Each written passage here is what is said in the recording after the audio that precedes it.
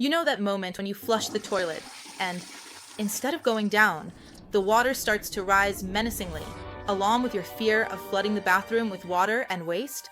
Well, now imagine that scene on a citywide scale. We're in London in 1858. The Thames, which runs through the city like a majestic European river, has stopped being a waterway and has turned into an open sewer. The capital of the British Empire is literally submerged in its own excrement.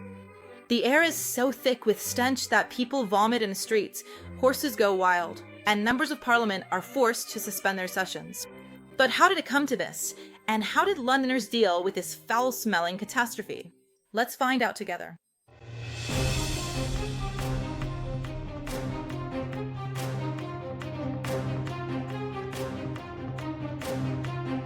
Why did London literally end up in deep shit?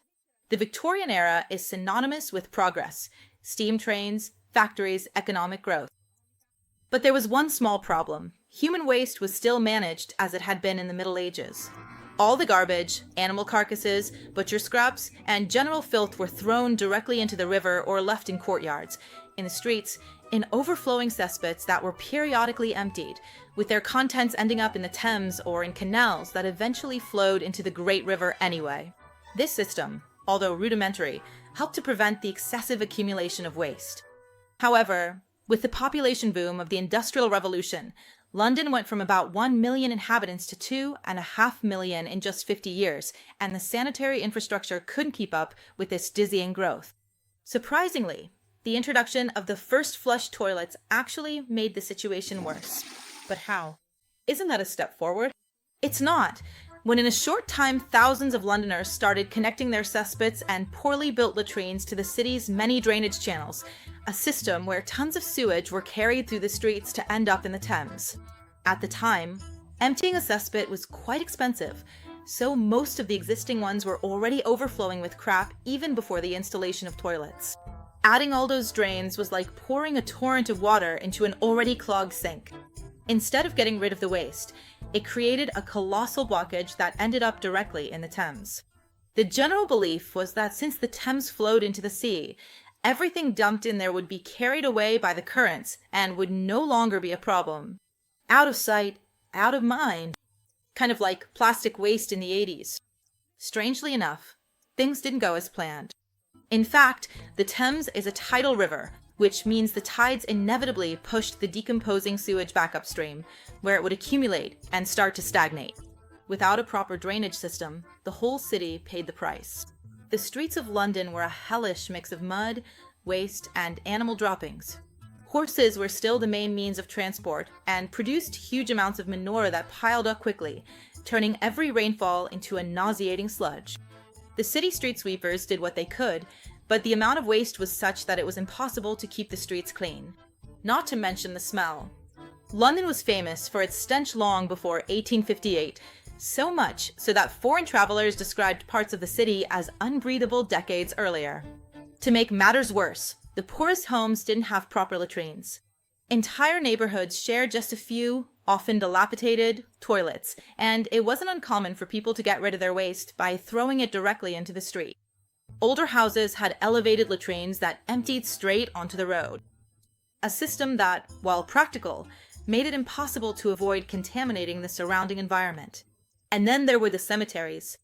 Overcrowding in London didn't just affect the living. London had a serious burial problem.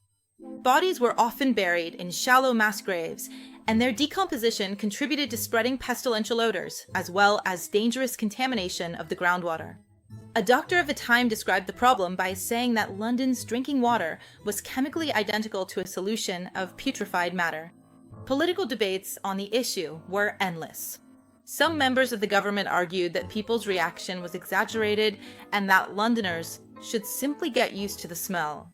So, as the population grew, the Thames turned into a river of death, ready to give back to the city everything that was dumped into it. In this situation, it would have taken very little to turn the crisis into a catastrophe. I don't know, maybe a bit of sunshine? And so we arrive at the year 1858, which brought London a scorching summer. The blazing sun caused the river's water to evaporate, leaving decomposing organic waste exposed. At this point, there was more poop than water. The air became so saturated with an unbearable stench that public employees threatened to quit their jobs. Churches stopped holding services, and Parliament even set up tents soaked in calcium chloride as a countermeasure, but in the end, they had to suspend their sessions because no one could keep from gagging. But it wasn't just a matter of smell. The Thames was also the main source of drinking water, so to speak. Londoners used it for cooking for the occasional bath, and they drank it.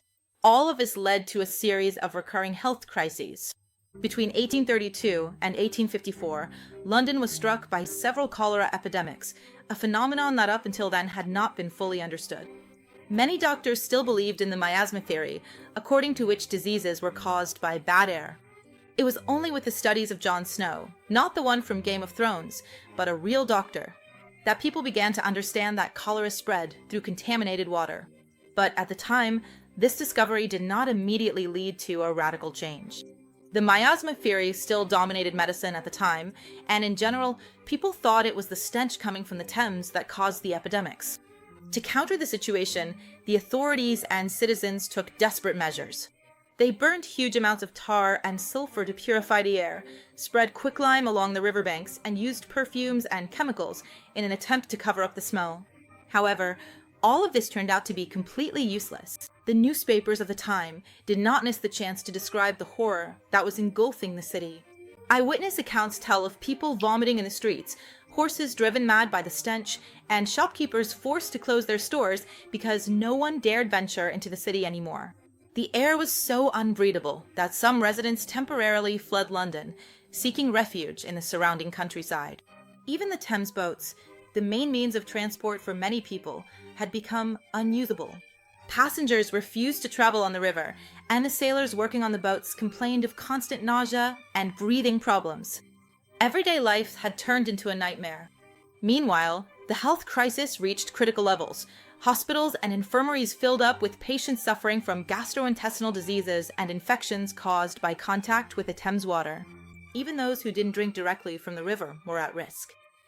The underground water wells used by many homes and businesses were now contaminated by sewage.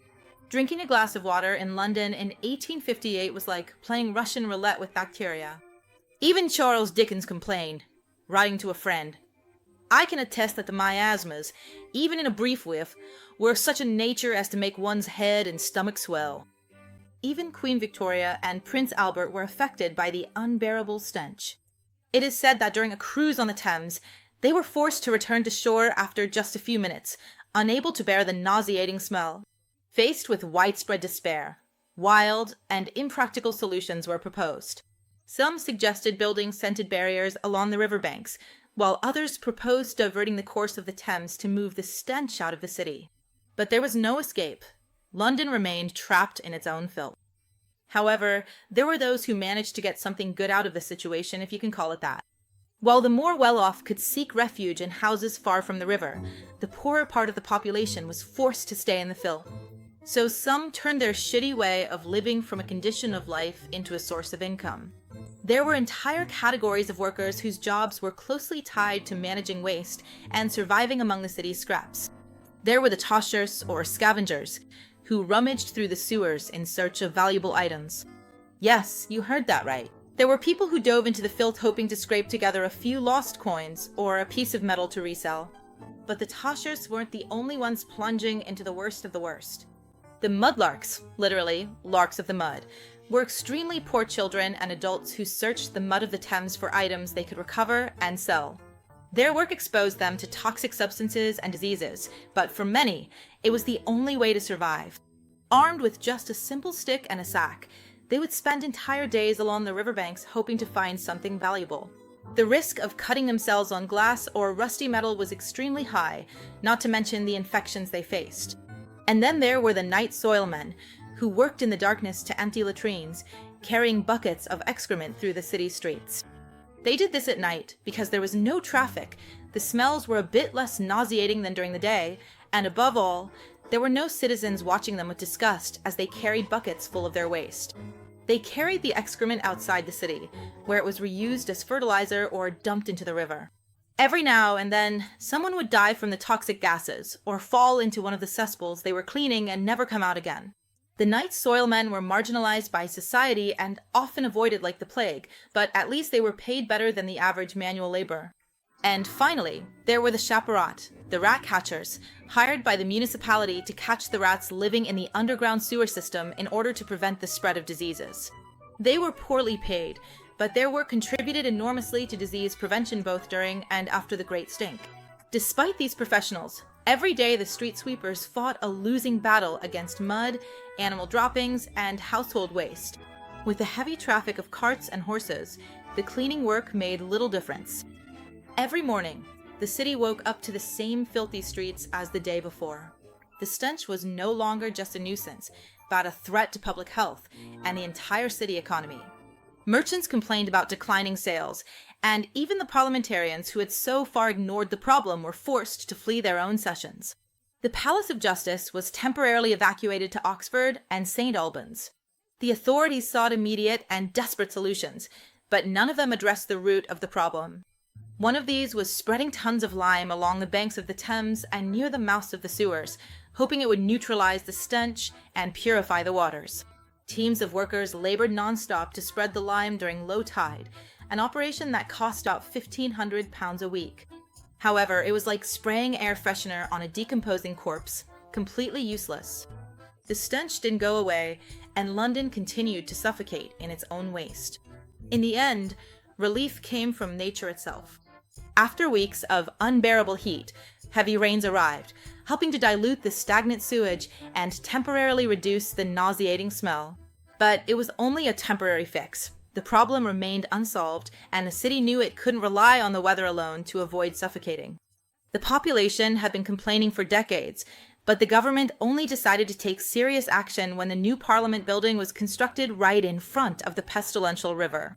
At first, they tried to move the location, but since that wasn't possible, they finally took the problem to heart and tasked engineer Joseph Bazalgette with saving London from filth and cholera epidemics, since according to the miasma theory, the stench was the cause. Bazalgette designed a system of over 1,800 kilometers of main and secondary sewer pipes, sturdy enough to last for centuries, and in fact, many of his structures are still in use today. The system channeled waste out of the city, instead of letting it flow directly into the Thames, and used gravity to keep the flow constant. The effect was immediate.